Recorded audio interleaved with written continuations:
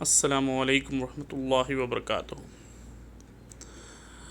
الحمدللہ دوستوں، اللہ کے فضل و کرم سے ہم 11 پاروں کا ترجمہ پڑھ چکے ہیں۔ انشاءاللہ آج میں آپ کے سامنے 12واں پارے کا ترجمہ پیش کروں گا۔ اعوذ باللہ من الشیطان الرجیم، بسم اللہ الرحمن الرحیم۔ زمین میں چلنے والا کوئی جاندار ایسا نہیں ہے جس کا رزق اللہ کے ذمے نہ ہو اور جس کے متعلق وہ نہ جانتا ہو کہ کہاں وہ رہتا ہے اور کہاں وہ سونپا جاتا ہے۔ سب کچھ ایک صاف دفتر میں درج ہے، اور وہی ہے جس نے آسمانوں اور زمین کو 6 دنوں میں پیدا کیا، جبکہ اس سے پہلے اس کا عرش پانی پر تھا، تاکہ تم کو آزما کر دیکھے تم میں کون بہتر عمل کرنے والا ہے۔ اب اگر اے محمد صلی اللہ علیہ وسلم تم کہتے ہو کہ لوگوں مرنے کے بعد تم دوبارہ اٹھائے جاؤ گے، تو منکرین فوراً بول اٹھتے ہیں کہ یہ تو صریح جادوگری ہے، اور اگر ہم ایک خاص مدت تک ان کی سزا کو ٹالتے ہیں تو وہ کہنے لگتے ہیں کہ آخر کس چیز نے ان سے روک رکھا ہے۔ سنو، جس روز اس سزا کا وقت آ گیا تو وہ کسی کے پھیرے نہ پھر سکے گا، اور وہی چیز ان کو آ گھیرے گی جس کا وہ مذاق اڑا رہے ہیں۔ اگر کبھی ہم انسان کو اپنی رحمت سے نوازنے کے بعد پھر اس سے محروم کر دیتے ہیں تو وہ مایوس ہوتا ہے اور ناشکری کرنے لگتا ہے، اور اگر اس مصیبت کے بعد جو اس پر آئی تھی ہم اسے نعمت کا مزہ چکاتے ہیں تو کہتا ہے کہ میرے تو سارے ولت پار ہو گئے۔ پھر وہ پھولا نہیں سماتا اور اکڑنے لگتا ہے۔ اس عیب سے پاک اگر کوئی ہے تو بس وہ لوگ جو صبر کرنے والے اور نیکوکار ہیں، اور وہی ہیں جن کے لیے درگزر بھی ہے اور بڑا اجر بھی۔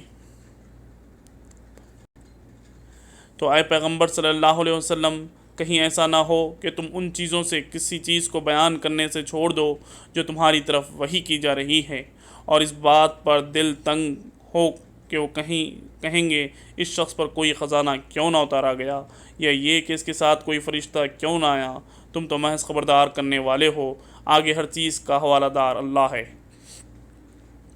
کیا یہ کہتے ہیں کہ پیغمبر نے یہ کتاب خود گھڑ لی ہے؟ کہو، اچھا یہ بات ہے تو اس جیسی گھڑی ہوئی 10 صورتیں تم بنا لاؤ، اور اللہ کے سوا اور جو تمہارے معبود ہیں ان کو مدد کے لیے بلا سکتے ہو تو بلا لو، اگر تم انہیں معبود سمجھنے میں سچے ہو۔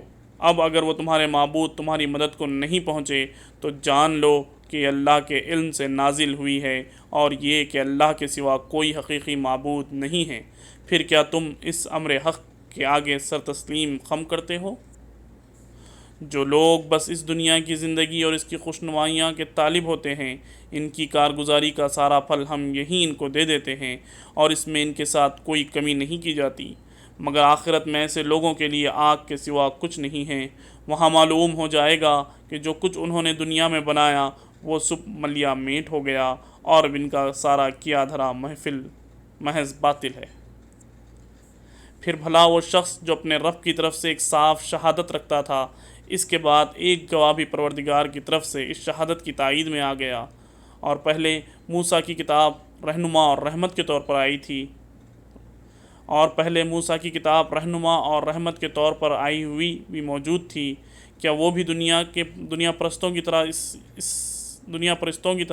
سے انکار کر سکتا ہے؟ ایسے لوگ تو اس پر ایمان ہی لائیں گے، اور انسانی گروہ میں سے جو کوئی اس کا انکار کرے تو اس کے لیے جس جگہ کا وعدہ ہے وہ دوزخ ہے۔ پس اے پیغمبر صلی اللہ علیہ وسلم، تم اس چیز کی طرف سے کسی شک میں نہ پڑنا، یہ حق ہے تمہارے رب کی طرف سے، مگر اکثر لوگ نہیں مانتے۔ اور اس شخص سے بڑھ کر ظالم اور کون ہوگا جو اللہ پر جھوٹ گڑے؟ ایسے لوگ اپنے رب کے حضور پیش ہوں گے اور گواہ شہادت دیں گے کہ یہ ہیں وہ لوگ جنہوں نے اپنے رب پر جھوٹ گھڑا تھا۔ سنو، خدا کی لعنت ہے ظالموں پر، ان ظالموں پر جو خدا کے راستے سے لوگوں کو روکتے ہیں، اس کے راستے کو ٹیڑھا کرنا چاہتے ہیں اور آخرت کا انکار کرتے ہیں۔ وہ زمین میں اللہ کو بے بس کرنے والے نہ تھے اور نہ اللہ کے مقابلے میں کوئی ان کا حامی تھا، نہیں، اور نہ اللہ کے مقابلے میں کوئی ان کا حامی تھا۔ انہیں اب دوہرا عذاب دیا جائے گا، وہ نہ کسی کی سن ہی سکتے ہیں اور نہ خود ہی انہیں کچھ سوجھتا تھا۔ یہ وہ لوگ ہیں جنہوں نے اپنے آپ کو گھاٹے میں ڈالا اور وہ سب کچھ ان سے کچھ کھو گیا جو انہوں نے گھڑ رکھا تھا۔ ناگزیر ہے کہ وہی آخرت میں سب سے بڑھ کر گھاٹے میں رہیں گے۔ رہے وہ لوگ جو ایمان لائے اور جنہوں نے نیک عمل کیے اور اپنے رب ہی کے ہو کر رہے، تو یقیناً وہ جنتی لوگ ہیں اور جنت میں وہ ہمیشہ رہیں گے۔ ان دونوں فریقوں کی مثال ایسی ہے جیسے ایک آدمی تو اندھا بہرا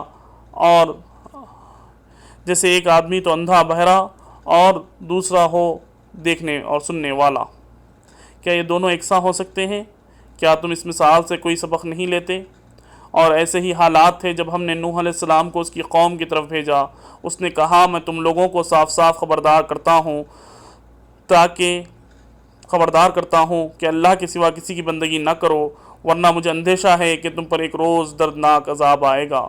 جواب میں اس کی قوم کے سردار، جنہوں نے اس کی بات کو ماننے سے انکار کیا تھا، بولے، ہماری نظر میں تو تم اس کے سوا کچھ نہیں کہ بس ایک انسان ہو ہم جیسے، اور ہم دیکھ رہے ہیں کہ ہماری قوم میں بس ان لوگوں نے جو ہمارے ہاں ارزدل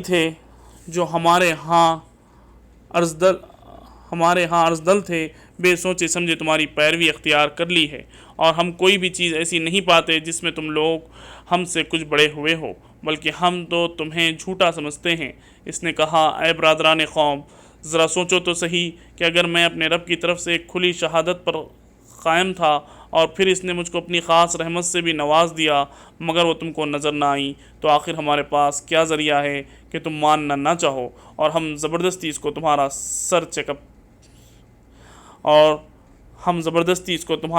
سر چپکا دیں۔ اور اے برادران قوم، میں اس کام پر تم سے کوئی مال نہیں مانگتا، میرا اجر تو اللہ کے ذمے ہے، اور میں ان لوگوں کو دھکے دینے سے بھی ہار رہا جنہوں نے میری بات مانی ہے۔ وہ آپ ہی اپنے رب کے حضور جانے والے ہیں، مگر میں دیکھتا ہوں کہ تم لوگ جہالت برت رہے ہو۔ اور اے قوم، اگر میں ان لوگوں کو دھتکار دوں تو خدا کی پکڑ سے کون مجھے بچائے گا؟ تم لوگوں کی سمجھ میں کیا اتنی بات بھی نہیں آتی؟ اور میں تم سے نہیں کہتا کہ میرے پاس اللہ کے خزانے ہیں، نہ یہ کہتا ہوں کہ میں غیب کا علم رکھتا ہوں، نہ یہ میرا دعویٰ ہے کہ میں فرشتہ ہوں، اور یہ بھی نہیں کہہ سکتا کہ جن لوگوں کو تمہاری آنکھیں حقارت سے دیکھتی ہیں انہیں اللہ نے کوئی بلائی نہیں دی ہے۔ ان کے نفس کا حال اللہ ہی بہتر جانتا ہے، اگر میں ایسا کہوں تو ظالم ہوں گا۔ آخر کار ان لوگوں نے کہا، اے نوح علیہ السلام، تم نے ہم سے جھگڑا کیا اور بہت کر لیا، اب تو بس وہ عذاب لے آؤ جس کی تم ہمیں دھمکی دیتے ہو، اگر تم سچے ہو۔ نوح علیہ السلام نے جواب دیا، وہ تو اللہ ہی لائے گا اگر چاہے گا، اور تم اتنا بلبوتا نہیں رکھتے کہ اسے روک دو، اور اگر میں تمہیں کچھ خیر خواہی کرنا بھی چاہوں تو میری خیر خواہی تمہیں کوئی فائدہ نہیں دے سکتی، جبکہ اللہ ہی نے تمہیں بھٹکا دینے کا ارادہ کر لیا ہو۔ وہی تمہارا رب ہے اور اسی کی طرف تمہیں پلٹنا ہے۔ اے محمد صلی اللہ علیہ وسلم، کیا یہ لوگ کہتے ہیں کہ اس شخص نے یہ سب کچھ گھڑ لیا ہے؟ ان سے کہو، اگر میں نے یہ خود گھڑا ہے تو مجھ پر اپنے جرم کی ذمہ داری ہے، اور جو جرم تم کر رہے ہو اس کی ذمہ داری سے میں بری ہوں۔ نوح علیہ السلام پر وحی کی گئی کہ تمہاری قوم میں سے جو لوگ ایمان لا چکے ہیں بس وہ لا چکے، اب کوئی ماننے والا نہیں ہے۔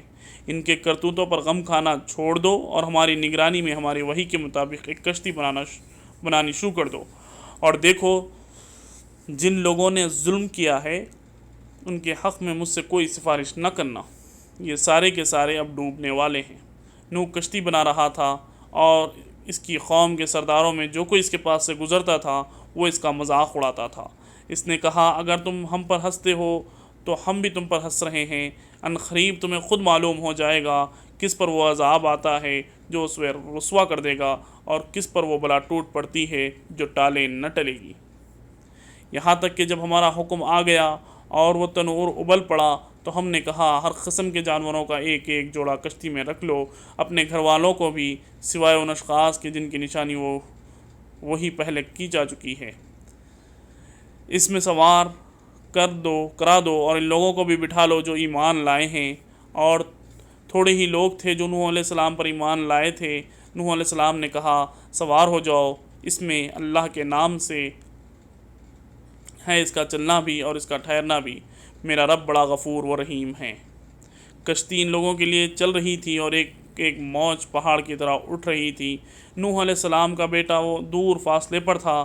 نوح علیہ السلام نے پکار کر کہا بیٹا ہمارے ساتھ سوار ہو جا، کافروں کے ساتھ نہ رہے۔ اس نے پلٹ کر جواب دیا میں ابھی ایک پہاڑ چڑھ جاتا ہوں جو مجھے پانی سے بچا لے گا۔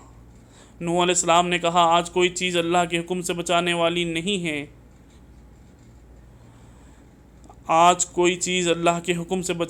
نہیں ہے، سوائے اس کے کہ اللہ ہی کسی پر رحم فرمائے۔ اتنے میں ایک موج دونوں کے درمیان حائل ہو گئی اور وہ ڈوبنے والوں میں شامل ہو گیا۔ حکم ہوا اے زمین اپنا سارا پانی نگل جا اور اے آسمان رک جا، چنانچہ پانی زمین میں بیٹھ گیا۔ فیصلہ چکا دیا گیا، کشتی جودی پر ٹک گئی اور کہہ دیا گیا دور ہوئی ظالموں کی قوم۔ نوح علیہ السلام نے اپنے رب کو پکار کر کہا اے رب میرا بیٹا میرے گھر والوں میں سے ہے اور تیرا وعدہ سچا ہے اور تو سب حاکموں سے بڑا اور بہتر حاکم ہے۔ جواب میں ارشاد ہوا اے نوح علیہ السلام وہ تیرے گھر والوں میں سے نہیں ہیں، وہ تو ایک بگڑا ہوا کام ہے، لہٰذا تو اس بات کی مجھ سے درخواست نہ کر جس کی حقیقت تو نہیں جانتا۔ میں تجھے نصیحت کرتا ہوں کہ اپنے آپ کو جاہلوں کی طرح نہ بنا لے۔ نوح علیہ السلام نے فوراً عرض کیا اے میرے رب میں تیری پناہ مانگتا ہوں اس سے کہ وہ چیز تجھ سے مانگوں جس کا مجھے علم نہیں، اگر تو نے مجھے معاف نہ کیا اور رحم نہ فرمایا تو میں برباد ہو جاؤں گا۔ حکم ہوا اے نوح علیہ السلام اتر جا، ہماری طرف سے سلامتی اور برکتیں ہیں تجھ پر اور ان گروہوں پر جو تیرے ساتھ ہیں، اور کچھ گروہ ایسے بھی ہیں جن کو ہم کچھ مدت سامان زندگی بخشیں گے، پھر انہیں ہماری طرف سے دردناک عذاب پہنچے گا۔ اے محمد صلی اللہ علیہ وسلم یہ غیب کی خبریں ہیں جو ہم تمہاری طرف وحی کر رہے ہیں، اس سے پہلے نہ تم ان کو جانتے تھے اور نہ تمہاری قوم، پس صبر کرو، انجام کار متقیوں کے ہی حق میں ہیں۔ اور عاد کی طرف سے ہم نے ان کے بھائی ہود کو بھیجا، اس نے کہا اے برادران قوم اللہ کی بندگی کرو، تمہارا کوئی خدا اس کے سوا نہیں ہے، تم نے محض جھوٹ کھڑے رکھے ہیں۔ اے برادران قوم اس کام پر میں تم سے کوئی اجر نہیں چاہتا، میرا اجر تو اس کے ذمے ہے جس نے مجھے پیدا کیا ہے۔ کیا تم عقل سے ذرا کام نہیں لیتے؟ اور اے میری قوم کے لوگوں اپنے رب سے معافی چاہو، پھر اس کی طرف پلٹو، وہ تو آسمان کے دہانے کھول دے گا اور تمہاری وجوہ قوت پر مزید قوت کا اضافہ کرے گا، مجرموں کی طرح نہ رہو پھرو۔ انہوں نے جواب دیا اے ہود تو ہمارے پاس کوئی صریح شہادت لے کر نہیں آیا ہے اور تیرے کہنے سے ہم اپنے معبودوں کو نہیں چھوڑ سکتے اور تجھ پر ہم ایمان لانے والے نہیں ہیں، ہم تو یہ سمجھتے ہیں کہ تیرے اوپر ہمارے معبودوں میں سے کسی کی مار پڑ گئی ہے۔ ہود نے کہا میں اللہ کی شہادت پیش کرتا ہوں اور تم گواہ رہو کہ یہ جو اللہ کے سوا دوسروں کو تم نے خدائی میں شریک ٹھہرا رکھا ہے اس سے میں بیزار ہوں۔ تم سب کے سب مل کر میرے خلاف اپنی کرنی میں کسر نہ اٹھا رکھو اور مجھے ذرا مہلت نہ دو۔ میرا بھروسہ اللہ پر ہے جو میرا رب بھی ہے اور تمہارا رب بھی، کوئی جاندار ایسا نہیں جس کی چوٹی اس کے ہاتھ میں نہ ہو، بے شک میرا رب سیدھی راہ پر ہے۔ اگر تم منہ پھیرتے ہو تو پھیر لو، جو پیغام دے کر میں تمہارے پاس بھیجا گیا تھا وہ میں تم کو پہنچا چکا ہوں۔ اب میرا رب تمہاری جگہ دوسری قوم کو اٹھائے گا اور تم اس کا کچھ نہ بگاڑ سکو گے، یقیناً میرا رب ہر چیز پر نگران ہے۔ پھر جب ہمارا حکم آ گیا تو ہم نے اپنی رحمت سے ہود کو اور ان لوگوں کو جو اس کے ساتھ ایمان لائے تھے نجات دے دی اور ایک سخت عذاب نے انہیں بچا لیا۔ یہ ہیں عاد، اپنے رب کی آیات سے انہوں نے انکار کیا، اس کے رسولوں کی بات نہ مانی اور ہر جبار دشمن کے حق کی پیروی کرتے رہے۔ آخرکار اس دنیا میں بھی ان کی پھٹکار پڑی اور قیامت کے روز بھی۔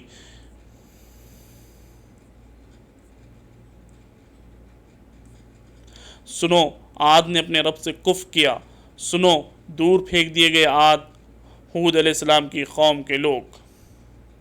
اور سمود کی طرف ہم نے ان کے بھائی صالح کو بھیجا، اس نے کہا اے میری قوم کے لوگوں، اللہ کی بندگی کرو اور اس کے سوا تمہارا کوئی خدا نہیں ہے۔ وہی ہے جس نے تم کو زمین سے پیدا کیا ہے اور یہاں تم کو بسایا ہے، لہٰذا تم اس سے معافی چاہو اور اسی کی طرف پلٹ کر آؤ، یقیناً میرا رب قریب ہے اور وہ دعاؤں کا جواب دینے والا ہے۔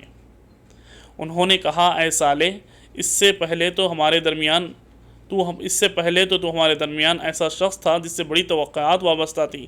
کیا تو ہمیں ان معبودوں کی پرستش سے روکنا چاہتا ہے جس کی پرستش ہمارے باپ دادا کرتے تھے؟ تو جس طریقے کی طرف ہمیں بلا رہا ہے اس کے بارے میں ہم کو سخت شبہ ہے، جس نے ہمیں خلجان میں ڈال رکھا ہے۔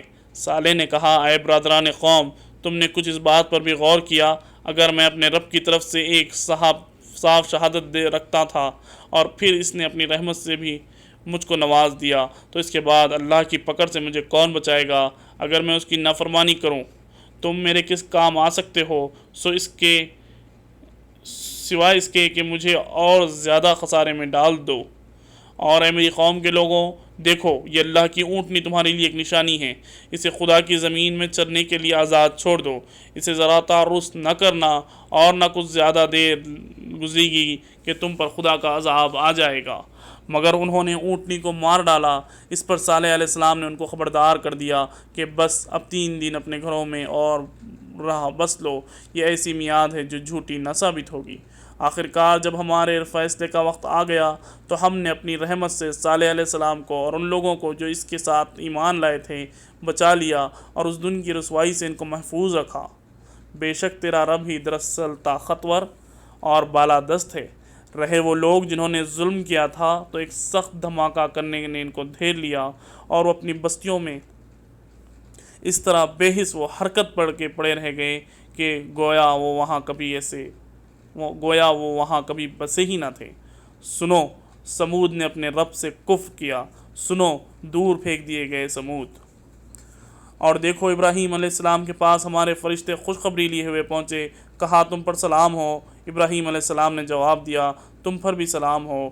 پھر کچھ دیر نہ گزری کہ ابراہیم ایک بھنا ہوا بچڑا اور ان کی ضیافت کے لیے لے آیا، مگر جب دیکھا کہ ان کے ہاتھ کھانے پر نہیں بڑھتے تو ان سے مشتبہ ہو گیا اور دل میں ان سے خوف محسوس کرنے لگا۔ انہوں نے کہا ڈرو نہیں، ہم تو لوط علیہ السلام کی قوم کی طرف بھیجے گئے ہیں۔ ابراہیم کی بیوی بھی کھڑی ہوئی تھی، وہ یہ سن کر ہنس دی۔ پھر ہم نے اس کو اسحاق کی اور اسحاق کے بعد یعقوب کی خوشخبری دی۔ وہ بولی ہائے میری کم بختی، کیا اب میرے ہاں اولاد ہوگی جبکہ میں بوڑھیا پھوس ہو گئی اور یہ میرے میاں بوڑھے ہو چکے؟ یہ تو بڑی عجیب بات ہے۔ فرشتوں نے کہا اللہ کے حکم پر تعجب کرتی ہو؟ ابراہیم علیہ السلام کے گھر والوں، تم لوگوں پر اللہ کی رحمت اور اس کی برکتیں ہیں، اور یقیناً اللہ نہایت قابل تعریف اور بڑی شان والا ہے۔ پھر جب ابراہیم علیہ السلام کی گھبراہٹ دور ہو گئی اور اولاد کی بشارت سے اس کا دل خوش ہو گیا تو اس نے قوم لوط کے معاملے میں ہم سے جھگڑا شروع کیا۔ حقیقت میں ابراہیم بڑا حلیم اور نرم دل آدمی تھا اور حال ہار میں ہماری طرف رجوع کرتا تھا۔ آخرکار ہمارے فرشتوں نے اس سے کہا اے ابراہیم، اس سے باز آ جاؤ، تمہارے رب کا حکم ہو چکا ہے، اب ان لوگوں پر وہ عذاب آ کر رہے گا جو کسی کے پھیرے نہیں پھیر سکتا۔ اور جب ہمارے فرشتے لوط کے پاس پہنچے تو ان کی آمد سے وہ بہت گھبرایا اور دل تنگ ہوا اور کہنے لگا آج بڑی مصیبت کا دن ہے۔ ان مہمانوں کا آنا تھا کہ اس کی قوم کے لوگ بے اختیار اس کے گھر کی طرف دوڑ پڑے، پہلے سے وہ ایسی ہی بدکاریوں کے خوگر تھے۔ لوط علیہ السلام نے ان سے کہا بھائیوں، یہ میری بیٹیاں موجود ہیں جو تمہارے لیے پاکیزہ تر ہیں، خدا کا خوف کرو اور میرے مہمانوں کے معاملے میں مجھے ذلیل نہ کرو۔ کیا تم میں کوئی بھلا آدمی نہیں؟ انہوں نے جواب دیا تجھے تو معلوم ہے کہ تیری بیٹیوں میں ہمارا کوئی حصہ نہیں ہے اور تو یہ بھی جانتا ہے کہ ہم چاہتے کیا ہیں۔ لوط علیہ السلام نے کہا کاش میری پاس اتنی طاقت ہوتی کہ تمہیں سیدھا کر دیتا یا کوئی مضبوط سہارا ہی ہوتا کہ اس کی پناہ لے لیتا۔ تب فرشتوں نے اس سے کہا اے لوط، ہم تیرے رب کے بھیجے ہوئے فرشتے ہیں، یہ لوگ تیرا کچھ نہ بگاڑ سکیں گے، بس تو کچھ رات رہے اور اپنے اہل عیال کو لے کر نکل جا، اور دیکھو تم میں سے کوئی شخص پیچھے پلٹ کر نہ دیکھے، مگر تیری بیوی ساتھ نہیں جائے گی، کیونکہ اس پر بھی وہی کچھ گزرنے والا ہے جو ان لوگوں پر گزرنا ہے۔ ان کی تباہی کے لیے صبح کا وقت مقرر ہے، صبح ہوتے ہی اب دیر کتنی ہے۔ پھر جب ہمارے فیصلے کا وقت آ پہنچا تو ہم نے اس بستی کو تل پٹ کر دیا، اس پر پکی ہوئی مٹی کے پتھر پتھر تابڑ توڑ برسائے، جن میں سے ہر پتھر رب کے ہاں نشان زدہ تھا، اور ظالموں سے یہ سزا کچھ دور نہیں ہے۔ اور مدین والوں کی طرف ہم نے ان کے بھائی شعیب علیہ السلام کو بھیجا۔ اس نے کہا، اے میری قوم کے لوگوں، اللہ کی بندگی کرو، اس کے سوا تمہارا کوئی خدا نہیں ہے، اور ناپ تول میں کوئی کمی نہ کیا کرو۔ آج میں تم کو اچھے حال میں دیکھ رہا ہوں، مگر مجھے ڈر ہے کل تم پر ایسا دن آئے گا جس کا عذاب سب کو گھیر لے گا، اور اسے برادران قوم اور اے برادران قوم، ٹھیک ٹھیک انصاف کے ساتھ پورا ناپو اور تولو، اور لوگوں کو ان چیزوں میں گھاٹا نہ دیا کرو، اور زمین میں فساد نہ پھیلاتے پھرو۔ اللہ کی دی ہوئی بچت تمہارے لیے بہتر ہے اگر تم مومن ہو، اور بہرحال تمہارے اوپر کوئی نگران کار نہیں ہو، اور بہرحال میں تمہارے اوپر کوئی نگران کار نہیں ہوں۔ انہوں نے جواب دیا، اے شعیب، کیا تیری نماز تجھے یہ سکھاتی ہے کہ ہم ان سارے معبودوں کو چھوڑ دیں جن کی پرستش ہمارے باپ دادا کرتے تھے، یا یہ کہ ہم کو اپنے مال اپنے منشے کے مطابق تصرف کرنے کا اختیار نہ ہو؟ بس تو ہی ایک عالی ظرف اور راست باز آدمی رہ گیا ہے۔ شعیب نے کہا، بھائیوں، تم خود ہی سوچو، اگر میں اپنے رب کی طرف سے کھلی شہادت پر تھا، اور پھر اس نے اپنے ہاں سے مجھ کو اچھا رزق بھی عطا کیا، اور اس کے بعد تمہاری گمراہیوں اور حرام خوریوں میں تمہارا شریک حال کیسے ہو سکتا ہوں؟ اور میں ہرگز یہ نہیں چاہتا کہ جن باتوں سے میں تم کو روکتا ہوں ان کا خرد ارتکاب کروں۔ میں تو اصلاح کرنا چاہتا ہوں، اور جہاں تک بھی میرا بس چلے، اور یہ جو کچھ میں کرنا چاہتا ہوں اس کا سارا انحصار اللہ کی توفیق پر ہے۔ اسی پر میں نے بھروسہ کیا، اور ہر معاملے میں اس کی طرف رجوع کرتا ہوں۔ اے برادران قوم، میرے خلاف تمہاری ہٹ دھرمی کہیں یہ نوبت نہ پہنچا دے کہ آخرکار تم پر بھی وہی عذاب آ کر رہے جو نوح علیہ السلام یا ہود علیہ السلام یا صالح علیہ السلام کی قوم پر آیا تھا، اور لوط علیہ السلام کی قوم تو تم سے زیادہ کچھ دور بھی نہیں ہے۔ دیکھو، اپنے رب سے معافی مانگو اور اس کی طرف پلٹ آؤ، بے شک میرا رب رحیم ہے اور اپنی مخلوق سے محبت رکھتا ہے۔ انہوں نے جواب دیا، اے شعیب، تیری بہت سی باتیں تو ہماری سمجھ میں ہی نہیں آتی، اور ہم دیکھتے ہیں کہ تو ہمارے درمیان ایک بے زور آدمی ہے۔ تیری برادری نہ ہوتی تو ہم کبھی یا تجھے سنسار کر چکے ہوتے۔ تیرا بل بوتا تو اتنا نہیں ہے کہ ہم پر بھاری ہو۔ شعیب نے کہا، بھائیوں، کیا میری برادری تم پر اللہ سے زیادہ بھاری ہے کہ تم نے برادری کا تو خوف کیا اور اللہ کو بالکل پشت ڈال دیا؟ جان رکھو، جو کچھ تم کرتے ہو وہ اللہ کی گرفت سے باہر نہیں ہے۔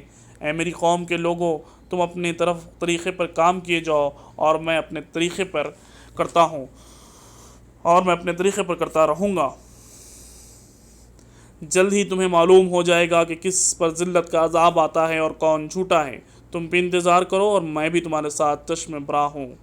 آخرکار جب ہمارے فیصلے کا وقت آ گیا تو ہم نے اپنی رحمت سے شعیب علیہ السلام اور اس کے ساتھی مومنوں کو بچا لیا، اور جن لوگوں نے ظلم کیا تھا ان کو ایک سخت دھماکے نے ایسا پکڑا کہ وہ اپنی بستیوں میں بے حس و بے حرکت پڑے رہ گئے، گویا وہ کبھی وہاں رہے بسے ہی نہ تھے۔ سنو، مدین والے بھی دور پھینک دیے گئے جس طرح سمود پھینکے گئے تھے۔ اور موسیٰ کو ہم نے نشانیوں اور کھلی سندھ ماموریت کے ساتھ فرعون اور اس کے ایان سلطنت کی طرف بھیجا، مگر انہوں نے فرعون کے حکم کی پیروی کی، حالانکہ فرعون کا حکم راستی پر نہ تھا۔ قیامت کے روز اپنی قوم کے آگے ہوگا اور اپنی پیشوائی میں انہیں دوزخ کی طرف لے جائے گا۔ کیسی بدترین جائے وہ روح ہے جس پر کوئی پہنچے، اور ان لوگوں پر دنیا میں بھی لعنت پڑی اور قیامت کے روز بھی پڑے گی۔ کیسا برا صلہ ہے یہ جو کسی کو ملے۔ یہ چند بستیوں کی سرگشت ہے جو ہم تمہیں سنا رہے ہیں، ان میں بعض اب بھی کھڑی ہیں اور بعض کی فصلیں کٹ چکی ہیں۔ ہم نے ان پر ظلم نہیں کیا، انہوں نے آپ ہی اپنے اوپر ستم ڈھایا، اور جب اللہ کا حکم آ گیا تو ان کے وہ معبود جنہیں وہ اللہ کو چھوڑ کر پکارتے تھے ان کے کچھ کام نہ آ سکے، اور انہوں نے ہلاکت و بربادی کے سوا انہیں کچھ فائدہ نہ دیا۔ اور تیرا رب جب کسی ظالم بستی کو پکڑتا ہے تو پھر اس کی پکڑی ایسی ہوا کرتی ہے، فی الواقع اس کی پکڑی بڑی سخت اور دردناک ہوتی ہے۔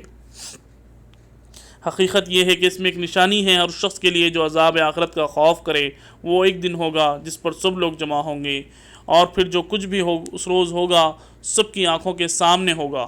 ہم اس کے لانے میں کچھ بہت زیادہ تاخیر نہیں کر رہے ہیں، بس ایک گنی چنی مدت اس کے لیے مقرر ہے۔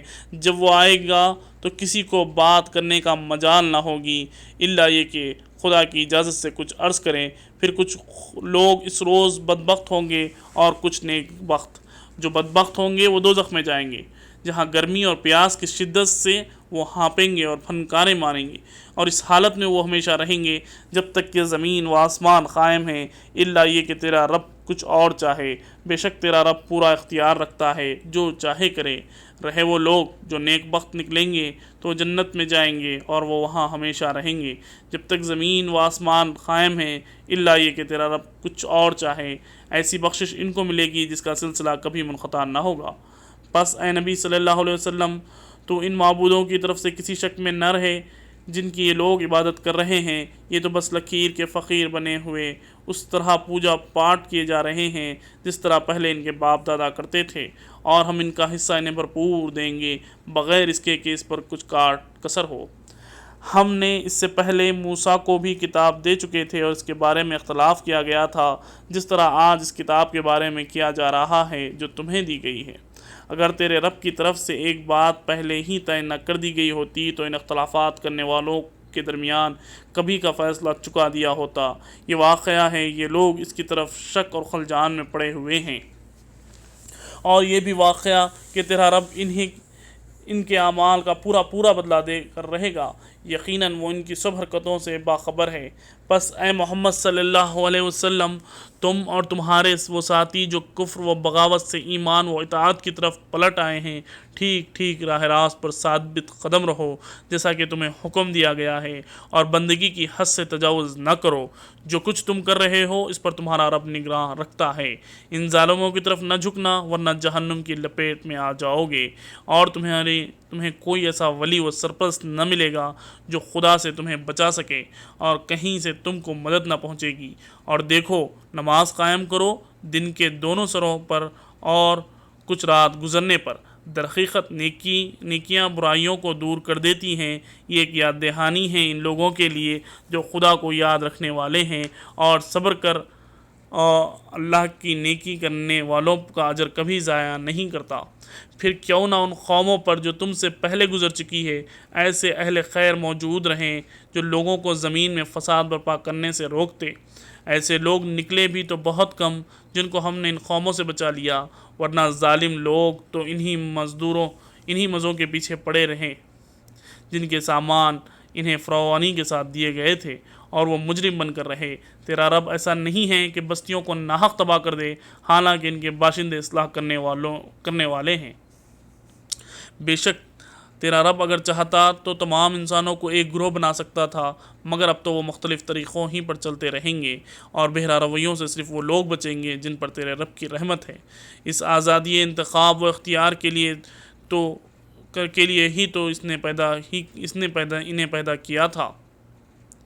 اسی آزادی انتخاب و اختیار کے لیے ہی تو اس نے انہیں پیدا کیا تھا، اور تیرے رب کی وہ بات پوری ہو گئی جو اس نے کہی تھی کہ میں جہنم کو جن اور انسان سب سے بھر دوں گا۔ اور اے محمد صلی اللہ علیہ وسلم، یہ پیغمبروں کے قصے جو ہم تمہیں سناتے ہیں وہ چیزیں ہیں جن کے ذریعے سے ہم تمہارے دل کو مضبوط کرتے ہیں۔ ان کے اندر تم کو حقیقت کا علم ملا، اور ایمان لانے والوں کو نصیحت اور بیداری نصیب ہوئی۔ رہے وہ لوگ جو ایمان نہیں لاتے، تم ان سے کہہ دو کہ تم اپنے طریقے پر کام کرتے رہو اور ہم اپنے طریقے پر کام کیے جاتے ہیں۔ انجام کار تم بھی انتظار کرو اور ہم بھی منتظر ہیں۔ آسمانوں اور زمین میں جو کچھ چھپا ہوا ہے سب اللہ کے قبضے قدرت میں ہے، اور سارا معاملہ اسی کی طرف رجوع کیا جاتا ہے۔ پس اے نبی صلی اللہ علیہ وسلم، تو اس کی بندگی کر اور اس پر بھروسہ رکھ۔ جو کچھ تم لوگ کر رہے ہو تیرا رب اس سے بے خبر نہیں ہے۔ یہاں سے سورہ یوسف شروع ہو رہا ہے۔ بسم اللہ الرحمن الرحیم۔ الف لام رے یہ اس کتاب کی آیات ہیں جو اپنا مدعا صاف صاف بیان کرتی ہیں۔ ہم نے اسے نازل کیا قرآن بنا کر عربی زبان میں تاکہ تم اہل عرب اس کو اچھی طرح سمجھ سکو۔ اے محمد صلی اللہ علیہ وسلم، ہم اس قرآن کو تمہاری طرف وحی کر کے بہترین پیرائے میں واقعات اور حقائق تم سے بیان کرتے ہیں، ورنہ اس سے پہلے تو ان چیزوں سے تم بالکل ہی بے خبر تھے۔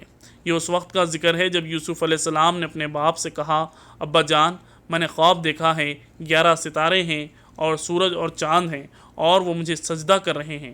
جواب میں اس کے جب باپ نے کہا، بیٹا اپنا یہ خواب اپنے بھائیوں کو نہ سنانا ورنہ وہ تیرے در پہ حاضر ہو جائیں گے۔ حقیقت یہ ہے کہ شیطان آدمی کا کھلا ہوا دشمن ہے، اور ایسا ہی ہوگا جیسا تو نے خواب میں دیکھا ہے کہ تیرا رب تجھے اپنے کام کے لیے منتخب کرے گا اور تجھے باتوں کی تہ تک پہنچانا سکھائے گا، اور تیرے اوپر اور آل یعقوب پر اپنی رحمت اس طرح پوری کرے گا جس طرح اس سے پہلے وہ تیرے بزرگوں ابراہیم اور اسحاق پر کر چکا۔ یقیناً تیرا رب علیم اور حکیم ہے۔ حقیقت یہ ہے کہ یوسف علیہ السلام اور اس کے بھائیوں کے قصے میں ان پوچھنے والوں کے لیے بڑی نشانیاں ہیں۔ یہ قصہ یوں شروع ہوتا ہے کہ اس کے بھائیوں نے آپس میں کہا، یہ یوسف علیہ السلام اور اس کا بھائی دونوں ہمارے والد کو ہم سب سے زیادہ محبوب ہیں، حالانکہ ہم ایک پورا جتھا ہیں۔ سچی بات یہ ہے کہ ہمارے ابا جان بالکل ہی بہک گئے ہیں۔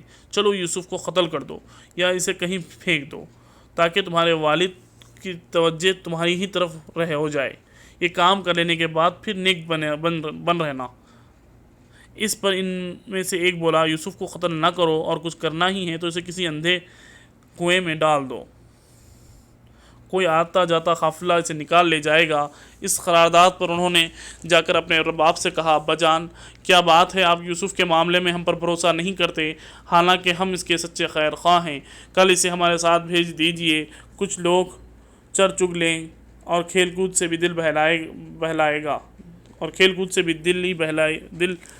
گا۔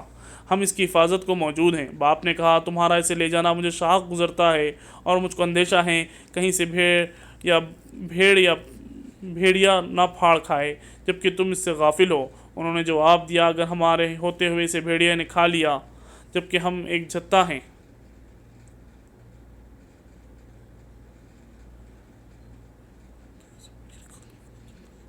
تب تو ہم بڑے ہی نکمے ہوں گے۔ اس طرح اصرار کر کے جب وہ اسے لے گئے اور انہوں نے طے کر لیا کہ اسے ایک اندھے کنویں میں چھوڑ دیں، تو ہم نے یوسف کو وحی کی کہ ایک وقت آئے گا جب تو ان لوگوں کی یہ حرکت جتائے گا، یہ اپنے فعل کے نتائج سے بے خبر ہیں۔ شام کو وہ روتے پیٹتے اپنے باپ کے پاس آئے اور کہا، ابا جان، ہم دوڑ کا مقابلہ کرنے میں لگے تھے اور یوسف کو ہم نے اپنے سامان کے پاس چھوڑ دیا تھا، اتنے میں بھیڑیا آ کر اسے کھا گیا۔ آپ ہماری بات کا یقین نہ کریں گے چاہے ہم سچے ہی ہوں، اور یوسف کی قمیص پر جھوٹ موٹ کا خون لگا کر لے آئے تھے۔ یہ سن کر ان کے باپ نے کہا، بلکہ تمہارے نفس نے تمہارے لیے ایک بڑے کام کو آسان بنا دیا۔ اچھا، صبر کروں گا اور بخوبی کروں گا۔ جو بات تم بنا رہے ہو اس پر اللہ ہی سے مدد مانگی جا سکتی ہے۔ ادھر ایک قافلہ آیا اور اس نے اپنے سخے کو پانی پلانے کے لیے بھیجا۔ سخے نے جو کنویں میں ڈول ڈالا تو یوسف کو دیکھ کر پکار اٹھا، مبارک ہو، یہاں تو ایک لڑکا ہے۔ ان لوگوں نے اس کو مال تجارت سمجھ کر چھپا لیا، حالانکہ جو کچھ وہ کر رہے تھے خدا اس سے باخبر تھا۔ آخر کار انہوں نے اس کی تھوڑی سی قیمت پر چند درہموں کے عوض بیچ ڈالا، اور وہ اس کی قیمت کے معاملے میں کچھ زیادہ کے امیدوار نہ تھے۔ مصر کے جس شخص نے اسے خریدا، اس نے اپنی بیوی سے کہا، اس کو اچھی طرح رکھنا، بعید نہیں کہ یہ ہمارے لیے مفید ثابت ہو یا ہم اسے اپنا بیٹا بنا لیں۔ اس طرح ہم نے یوسف کے لیے اس سرزمین میں قدم جمانے کی صورت نکالی اور اسے معاملہ فہمی کی تعلیم دینے کا انتظام کیا۔ اللہ اپنا کام کر کے رہتا ہے مگر اکثر لوگ جانتے نہیں، اور جب وہ اپنی پوری جوانی کو پہنچا تو ہم نے اسے قوت فیصلہ اور علم عطا کیا۔ اس طرح ہم نیک لوگوں کو جزا دیتے ہیں۔ جس عورت کے گھر میں وہ تھا وہ اس پر ڈورے ڈالنے لگی اور ایک روز دروازہ بند کر کے بولی، آجا یوسف، آجا۔ یوسف علیہ السلام نے کہا، خدا کی پناہ، میرے رب نے تو مجھے اچھی منزلت بخشی اور میں یہ کام کروں؟ ایسے ظالم کبھی فلاں نہیں پایا کرتے۔ وہ اس کی طرف بڑھی اور یوسف بھی اس کی طرف بڑھتا اگر اپنے رب کی برہان نہ دیکھ لیتا۔ ایسا ہوا تاکہ ہم اس سے بدی اور بے حیائی کو دور کر دیں۔ در حقیقت وہ ہمارے چنے ہوئے بندوں میں سے تھا۔ آخر کار یوسف علیہ السلام اور وہ آگے پیچھے دروازے کی طرف بھاگے اور اس نے پیچھے سے یوسف کا قمیص کھینچ کر پھاڑ دیا۔ دروازے پر دونوں نے اس کے شوہر کی موجودگی پایا۔ اسے دیکھتے ہی عورت کہنے لگی، کیا سزا ہے اس شخص کی جو تیری گھر والی پر نیت خراب کرے؟ اس کے سوا اور کیا سزا ہو سکتی ہے کہ وہ قید کیا جائے یا اسے سخت عذاب دیا جائے؟ یوسف علیہ السلام نے کہا، یہی مجھے پھانسنے کی کوشش کر رہی تھی۔ اس عورت کے اپنے کنبے والوں میں سے ایک شخص نے قرینے کی شہادت پیش کی کہ اگر یوسف علیہ السلام کا قمیص آگے سے پھٹا ہو تو عورت سچی ہے اور یہ جھوٹا، اور اس کا قمیص پیچھے سے پھٹا ہو تو عورت جھوٹی ہے اور یہ سچا۔ جب شوہر نے دیکھا یوسف کا قمیص پیچھے سے پھٹا ہے تو اس نے کہا، تم عورتوں کی چالاکیاں ہیں، واقعی بڑے غضب کی ہوتی ہیں تمہاری چالیں۔ یوسف علیہ السلام اس معاملے سے درگزر کر اور اے عورت، تو اپنے قصور کی معافی مانگ، تو ہی اصل خطا کار تھی۔ شہر کی عورتیں آپس میں چرچا کرنے لگیں، عزیز کی بیوی اپنے نوجوان غلام کے پیچھے پڑی ہوئی ہے، محبت نے اس کو بے قابو کر رکھا ہے، ہمارے نزدیک تو وہ سرہی غلطی کر رہی ہے۔ اس نے جو ان کی یہ مکارانہ باتیں سنی تو ان کو بلوا بھیج دیا اور ان کے لیے تکیے دار مجلس آراستہ کی اور ضیافت میں ہر ایک کے آگے ایک چھری رکھ دی۔ پھر عین اس وقت جب وہ پھل کاٹ کر رہی تھی، اس نے یوسف کو اشارہ کیا کہ ان کے سامنے نکل آ۔ جب ان عورتوں کی نگاہ اس پر پڑی تو وہ دنگ رہ گئیں، وہ اپنے ہاتھ کاٹ بیٹھیں اور بے ساختہ پکار اٹھیں، ماشاء اللہ، یہ شخص انسان نہیں ہے، یہ تو کوئی بزرگ فرشتہ ہے۔ عزیز کی بیوی نے کہا، دیکھ لیا، یہ ہے وہ شخص جس کے معاملے میں تم مجھ پر باتیں بناتی تھی۔ بے شک میں نے اس سے رجھانے کی کوشش کی تھی مگر یہ بچ نکلا۔ اگر یہ میرا کہنا نہ مانے گا تو قید کیا جائے گا اور بہت ذلیل و خوار ہوگا۔ یوسف علیہ السلام نے کہا، اے میرے رب، قید مجھے منظور ہے بنسبت اس کے میں وہ کام کروں جو یہ لوگ مجھ سے چاہتے ہیں، اور اگر تو نے ان کی چالوں کو مجھ سے دفع نہ کیا تو میں ان کے دام میں پھنس جاؤں گا اور جاہلوں میں شمار ہو رہوں گا۔ اس کے رب نے اس کی دعا قبول کی اور ان عورتوں کی چالیں اس سے دفع کر دیں۔ بے شک وہی ہے جو سب کی سنتا اور سب کچھ جانتا ہے۔ پھر ان لوگوں کی یہ سوجھی کہ ایک مدت کے لیے اسے قید کر دیں، حالانکہ وہ اس کی پاک دامنی اور خود اپنی عورتوں کے برے اتوار کی صحیح نشانیاں دیکھ چکے تھے۔ قید خانے میں 2 غلام اور بھی اس کے ساتھ داخل ہوئے۔ ایک روز ان میں سے ایک نے اس سے کہا، میں نے خواب میں دیکھا ہے میں شراب کشید کر رہا ہوں۔ دوسرے نے کہا، میں نے دیکھا ہے میرے سر پر روٹیاں رکھی ہیں اور پرندے ان کو کھا رہے ہیں۔ دونوں نے کہا، ہمیں اس کی تعبیر بتائیں، ہم دیکھتے ہیں کہ آپ ایک نیک آدمی ہیں۔ یوسف علیہ السلام نے کہا، یہاں جو کھانا تمہیں ملا کرتا ہے، اس کے آنے سے پہلے میں تمہیں ان خوابوں کی تعبیر بتا دوں گا۔ یہ علم ان علوم میں سے ہے جو میرے رب نے مجھے عطا کیے ہیں۔ واقعہ یہ ہے کہ میں نے ان لوگوں کا طریقہ چھوڑ کر جو اللہ پر ایمان نہیں لاتے اور آخرت کا انکار کرتے ہیں، اپنے بزرگوں ابراہیم، اسحاق اور یعقوب علیہ السلام کا طریقہ اختیار کیا ہے۔ ہمارا یہ کام نہیں ہے کہ اللہ کے ساتھ کسی کو شریک ٹھہرائیں، درحقیقت یہ اللہ کا فضل ہے ہم پر اور تمام انسانوں پر کہ اس نے اپنے سوا کسی کا بندہ ہمیں نہیں بنایا، مگر اکثر لوگ شکر نہیں کرتے۔ اے زندہ کے ساتھیوں، تم خود ہی سوچو، بہت سے متفرق رب بہتر ہیں یا وہ ایک اللہ جو سب پر غالب ہے؟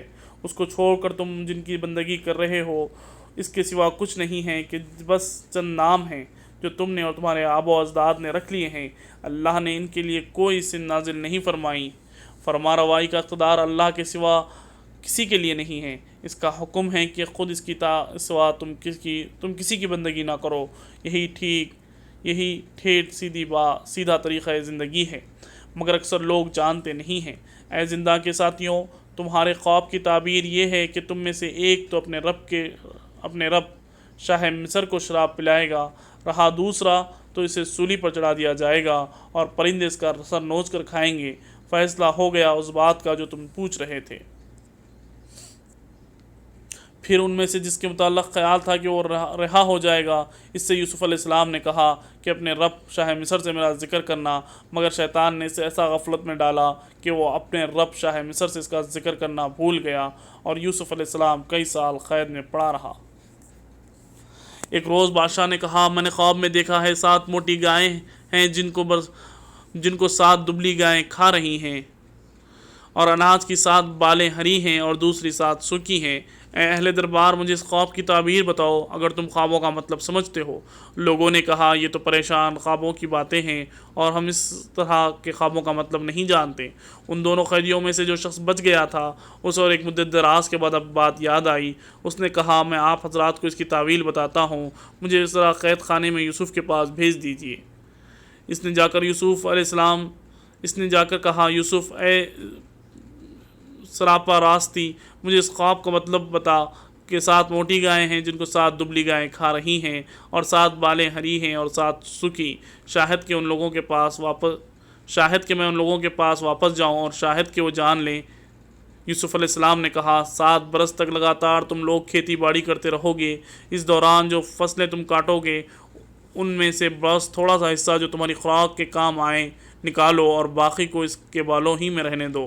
پھر 7 برس بہت ہی سخت آئیں گے، اس زمانے میں وہ سب غلہ کھا لیا جائے گا جو تم اس وقت کے لیے جمع کرو گے۔ اگر کچھ بچے گا تو بس وہی جو تم نے محفوظ کر رکھا ہے۔ اس کے بعد پھر 1 سال ایسا آئے گا جس میں باران رحمت سے لوگوں کی فریاد رسی کی جائے گی اور وہ رس نچوڑیں گے۔